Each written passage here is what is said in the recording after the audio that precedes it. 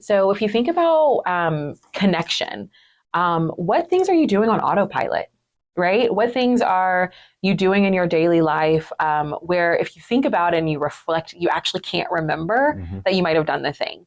And so a simple, very simple example is, if somebody says like, what did you eat for breakfast today? And then you're like, and like silence, and it's like 2 hours later, there might be like there's a lack of presence there. There was a lack of connection with that like moment. That's on a very simple like basis, right? And so the practice there is to actively be awake in your life.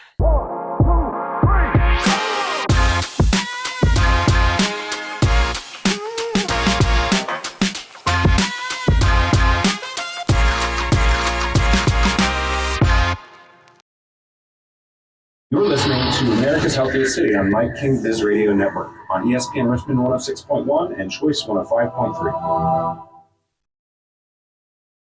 Welcome to America's Healthiest City on ESPN Richmond 106.1, part of the Mike King Biz Media Network. You can catch us each week at 6 a.m. here on the network or on ESPNRichmond.com. Today in the studio, I have Ashley Williams from Barisol Wellness and the Well Collective, and I'm really excited about this conversation. We're going to talk all about individual wellness and connectivity to one another. But before we get started, if this is your first time tuning into the program, please visit americashealthiestcity.com to learn about our program. We are embarking on a 10-year community partnership to make the entire region the healthiest in America by 2033. And it takes everybody in our community getting involved to make that happen. There are small ways that you can get involved. There are big ways that you can get involved. And we encourage you to visit the website and leave your ideas on our ideas board so that others can be inspired to do the same. But without further ado, Ashley, thank you for joining me today. I'm so excited. Yeah, I'm excited to be here. Well, I start off everybody with the same question. We want to know, are you a native to Richmond or did you move here at some point? And if so, what brought you to the area? Yeah, so I am a native to Prince George County, Virginia, which is right south of Richmond, but I have lived in Richmond since 2012 and have been here ever since. So I guess I'm at my 12-year native mark now. I also just purchased in Richmond, so I'm here for good right now. Wonderful. Well, you had Yeah. me beat by 5 years, and so you've seen a lot more transformation in this community than I have. So we'll have a lot to learn from you today. Yeah. One of the things that we're constantly trying to pick apart are the stories of people who are making a difference in the community, and using that as a vehicle to encourage other people to recognize that there are people who are doing something, and that if you have the belief that nothing's changing, you've really got to pay more attention. But these stories, I hope, will inspire people. So, I want to talk a little bit about, what brought you to what you're doing now, and let's just briefly kind of talk about your business so that we can get some framing. You're in the wellness space. That's physical, that's body, that's mind, that's soul. I am. I hear these messages all the time, and I understand the importance of wellness, but I can't say that I'm the best practitioner of it myself. Yeah. So tell us from your perspective, what does wellness mean, and how do you go about fostering that for other people? Yeah. So well-being, in the way that I like to describe it, is that it's foundational to the way that we live our lives. Our well-being is foundational to the families that we hold and how we show up with them, how we create our lifestyle. Well-being is foundational to how we show up in our jobs and in our workplaces. And so well-being is really just an opportunity for us to be intentional about the way that we care for ourselves physically, mentally, emotionally, socially, intellectually, financially, and also acknowledging the barriers that allow us to thrive in our well-being or in our wellness, and also the barriers, the highlights that allow us to thrive, but then also the barriers that keep us away from being a well-being physically in all of those areas. I got into well-being first and foremost, and into the wellness field when I first realized that my own well-being was at a challenge. And around 2012 and 2013, when I was in a moment of like loss and grief, just kind of really taking a step back of like, how am I caring for myself physically in this moment that feels disconnecting? How am I caring for myself mentally, emotionally, socially, and taking a deeper dive into kind of what supports I needed to be a well-being, and then also what supports I needed to seek out to be a well-being.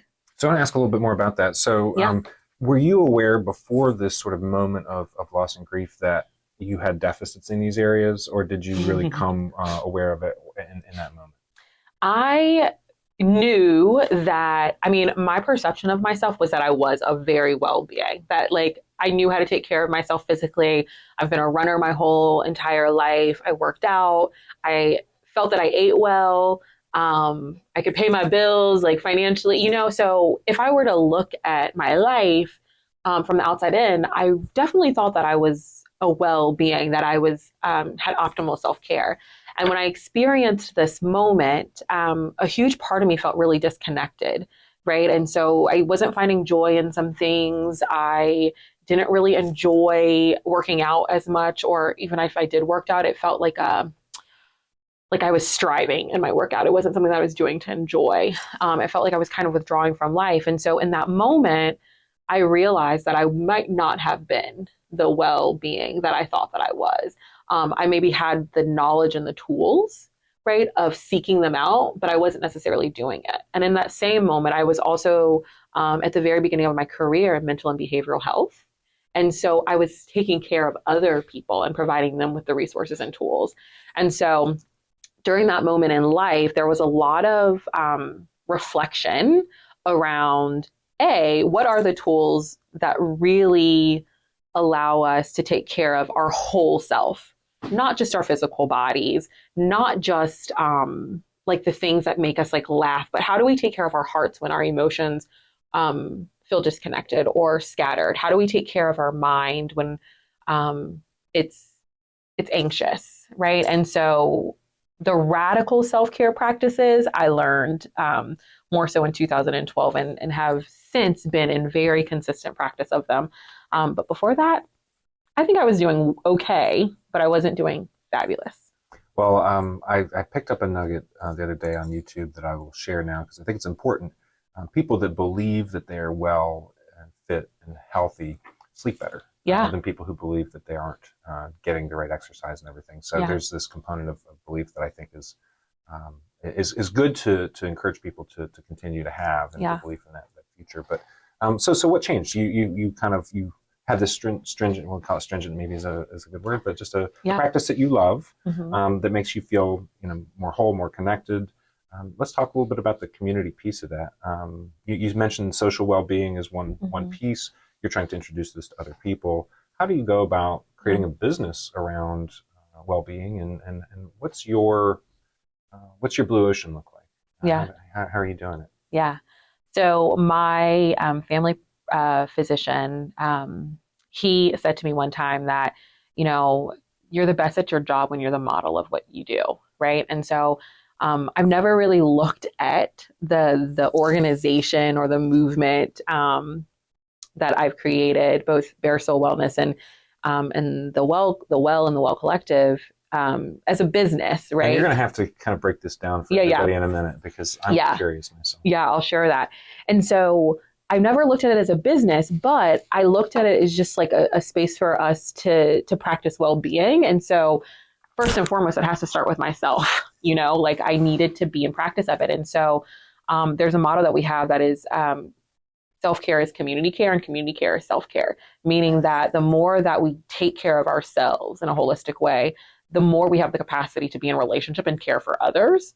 The more that we see ourselves, the more we can see others. And so community care is key to me. I do believe that as humans, we're all connected.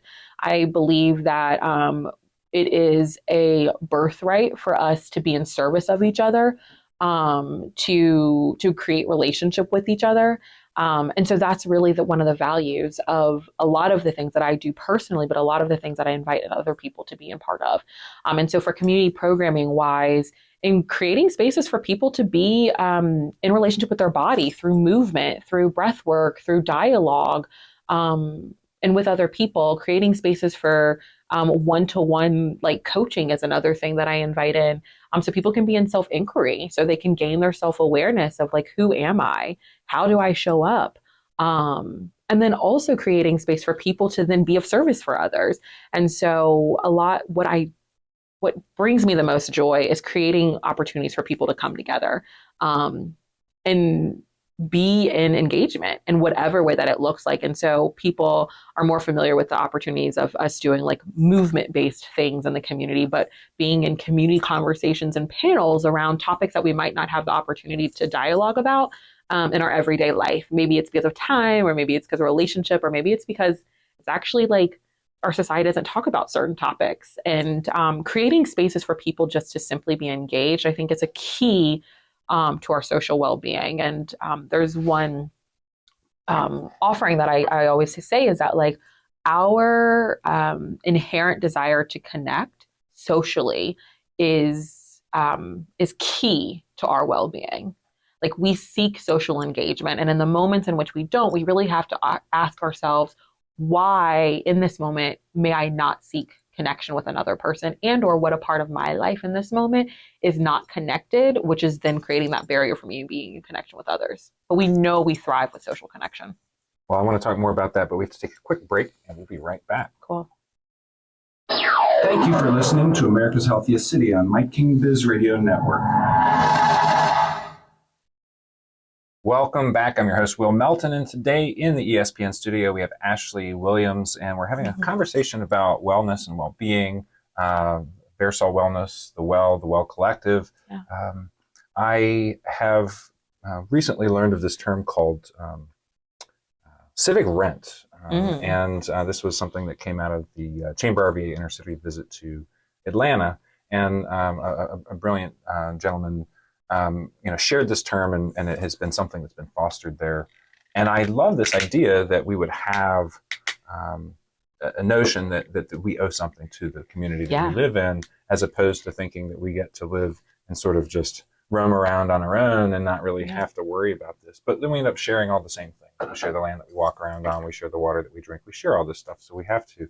And so I guess my question here is thinking more about that dichotomy between feeling like you're connected and then, not. And like knowing what it feels like to not feel connected. And then maybe some advice you could give to our listeners. Like, how do you recognize that in yourself? What are some of the signs that you talk about as signals that would tell somebody they need to check in and maybe remedy some things? Yeah. Lack of presence, right? So if you think about connection, what things are you doing on autopilot? Right? What things are you doing in your daily life where if you think about it and you reflect, you actually can't remember that you might have done the thing? And so a simple, very simple example is, if somebody says like, what did you eat for breakfast today? And then you're like, and like silence, and it's like 2 hours later, there might be like, there's a lack of presence there. There was a lack of connection with that like moment. That's on a very simple like basis, right? And so the practice there is to actively be awake in your life, right? Be present with the moment that like you're cooking the breakfast, the moment that you're like eating the food, the moment that you check in, like, how is this food then affecting my body, right? So practicing being awakened and alive in every single moment. And so that's like the mindfulness practice, right? We think being present. And then on a larger scale, when we think disconnection, we might think of anxiety, right? Because we're not connected with the reality. What's what happened? We're probably thinking about something that's happening, that's meant to happen in the future, or we're thinking about things that are happened in the past, which causes these sense of anxiety. We're not, once again, in that present moment. So disconnection, I know for me and a lot of the people that I'm in relationship with, looks like anxiety. It looks like depression. It looks like not having an interest in the things that might have showed up as interesting before. It also means like withdrawing from things that actually matter or that could cause sensation. And so the moment that anger or aggression or something violent is happening in front of you and you can actually witness it, that's a true sign of connection or of disconnection, because the feeling that one might hold for any given experience is not there. It means like that something's blocked. And so my like suggestions when it comes to the moments that one feels disconnection is like, come back to like, what really lights you up? Are you doing it? Are you around the people that light you up? What's the thing that allows you to create? What's blocking creativity? And like really being in a moment of like self-inquiry and self-reflection. Well, I was going to just make the brief comment that whenever I interview nervous people, I always ask them what they had for breakfast as a way to get them mind off, take your mind off of what's going on here in the room. I have to also say, just a personal experience, I have a very busy mind. So I don't practice mindfulness as much as I could or should. I think a lot, I reflect a lot. But I remember one day, one of the most common activities that I think I do is filling up my water cup or my water bottle at the fridge. And one day I was filling up my water bottle and I stopped for a second and stopped thinking about everything. And I just watched the water fill up in the cup. Yeah. And I realized in that moment that I was being mindful and I liked it. And I decided to continue that for the next few seconds or whatever I can maintain it. So I just took steps to wherever I needed to go next and just thought about the steps that I was taking. And I have to say that was a profound moment because it kind of happened unprovoked. I didn't plan it. It was a moment that I really appreciated. And I need every tip on how to incorporate those sort of habits in my life more often in those moments to check in. Yeah. It's checking in is so key, right? Because when you check in, then you can connect with what's happening, right? In any given moment. So that means that you're actually experiencing that moment. And I always say that, like, my take on mindfulness and mindful living is that we are actually all beings that should experience the present moment. And we have the capacity to be mindful because mindfulness is simply paying attention to the present moment, noticing our moods, noticing our feelings, noticing our bodily sensations, and actually just doing it without any judgment. And so something as simple as, watching the water bottle fill up, it's giving ourselves an opportunity just to like be present with the thing that's actually happening. When on the flip side, you might be filling the water bottle up and thinking about, oh, like I have this phone call in 5 minutes and like prepping for it. But there's so much just to like be in the here and the now. And like practicing it in conversation with people. So like being present to like what's being said versus thinking about what the response is going to be. And so thinking of it less of a science of this thing that we have to achieve and more of, like you said, like a practice of like, can I be here now in this moment? How am I feeling here and now? Like, what am I present to in this moment? Like, if I'm angry, can I like say out of my mouth that like I'm angry? If I'm upset, can I just say like, oh, I'm upset right now and it feels this way in my body. And these are the things that like I need in this moment. And so just getting really curious in a compassionate way about all the things. I have to say, as a radio host, I have to constantly be planning my next question. Yeah, I know. Yeah. Especially when it's like time and stuff. So get it. Well, one thing I really appreciate what you said about labeling our emotions, because one thing I learned through Quest and LMR is, everything is on a polar scale. So if you're angry, you're not going to flip a switch and be happy all of a sudden. You've got to move kind of in that direction, but you have to start by recognizing where you are so that you know where you want to go and decide that you're going to go there. Yeah. So I appreciate that. We have to take another quick break, and then I want to talk more about your business and how you've broken that down. Cool. Sounds good. Thank you for listening to America's Healthiest City on Mike King Biz Radio Network. Welcome back. We are in the ESPN studio today with Ashley Williams. And if you are new to America's Healthiest City, if you would pop over to our socials on Instagram, Facebook, LinkedIn, and YouTube at America's Healthiest City, you can catch short clips of this show as well as full episodes on YouTube. And plug into the program, find out who our ambassadors are, look at the ideas that are being shared on our ideas board, and then become a part of this movement. Ashley, you have a lot going on, and I don't want to miss any of it. So can we talk about your sort of the breakdown of three businesses, talk about the branch building? I'm going to give you full license to take the time here, and I'll jump in if I have any questions. Yeah, of course. So in this moment, I am 10 years into kind of being a business entrepreneur in that capacity. Very seldom do I ever even like classify myself in that way. But over the past 10 years, I have created a space. I like to call it a movement, right?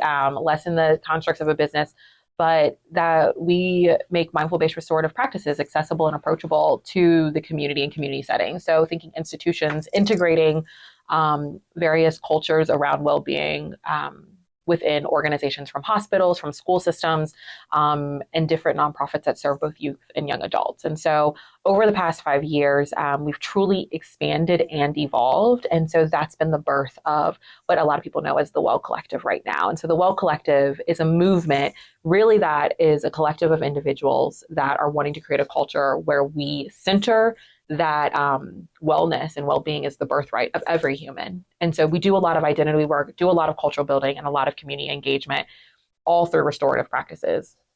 And so the past 3 months have been really full. I am creating a restorative education and retreat center right in Chaco Bottom at 1015 East Main Street, which is known as the Branching Company building here in Richmond. So 6 floors of 15,000 feet. Over the next year, we will be creating a space that holds all things like community, all things healing, and all things education. I I want to know a little bit about your vision for this because it's not every day that people pick up 15,000 square feet of space. Um, I one of the things that I believe wholly is that as a visionary, it's our duty to share the vision so that we can get people subscribed. So I want to know what caused you to make that bold step, and what take us 5 years down the road. What does it look like inside that building? Yeah. I want to start with just the key line, like humanity is our mission, right? So my mission on this world is you and everybody that surrounds me, right? Like my mission is to create space for us to really experience our humanity. And so in this next year, Richmond will see a 6-floor retreat center, and that is meant to be a site that shares the history of Richmond, also shares the stories of the inception of our country through artwork, through narrative. The Branch Building is a historic site. It was built in 1861, rebuilt in 1865 as the first bank in Virginia, which over time has turned into the Bank of America. And so there's a lot of history around our economic development system, the way that's created and shifted from Richmond throughout our country in this building. A lot of that happened there. And so I hope to tell the story around that and the restoration of how we really create a space where the value of human life, right, is told and shared and also centered. So 6 floors, there's going to be a community cafe in there for a lot of community engagement, all things of bringing people in. A healing arts floor that has all things restorative and healing arts practices, where one may take care of themselves mentally, physically, emotionally, and socially. We will then also have a floor for education and all of the educational and restorative programs, places where people can come and learn how to address the injustices, but then also build the knowledge.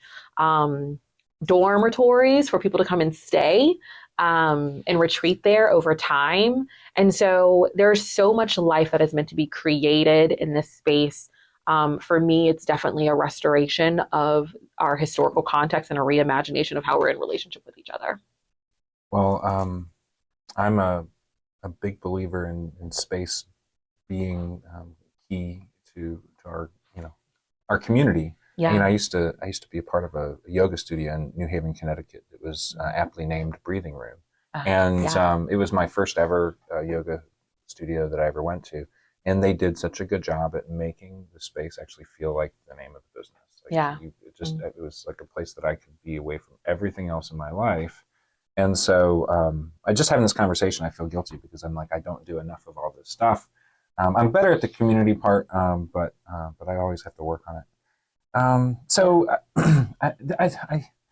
I'm stunned because that is a big vision, and I'm glad that you shared it with all of us because I'm sitting here thinking about ways to plug into this and ways to tap into the space. I have to imagine that as you begin to kind of tell the history of this space, there will be some complex narratives that unfold. Are you looking forward to that? Do you have some trepidation around it?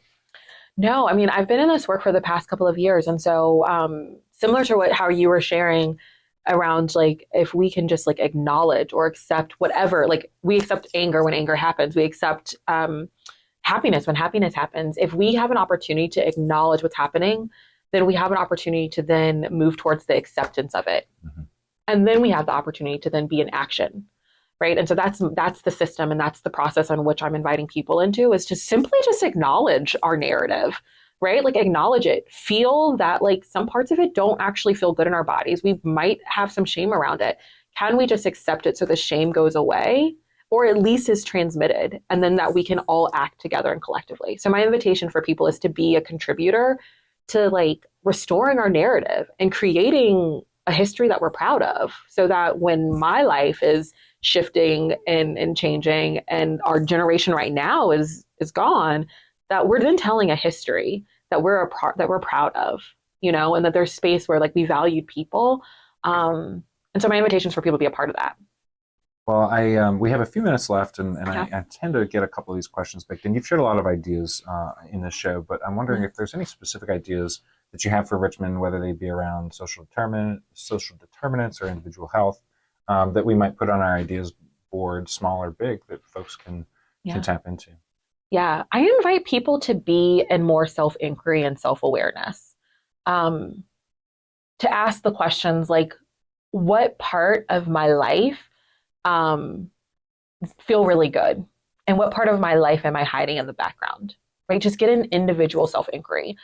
You might do that through journaling. You might do that through going to seeing a therapist. You might do that through like talking with friends and family, but get really, really clear on who we are individually and whatever work it takes to kind of bring forth your identity and your experience. That is my invitation for people, to do it, be an acknowledgement. And then do the work that means to be an acceptance of it, right? Like figure out kind of like what's holding you in the way from like accepting like the who you are in any given moment and what needs to change. And invite your friends and your family and everybody to do that along with you, and then act. So really get involved in ways that are going to create radical change.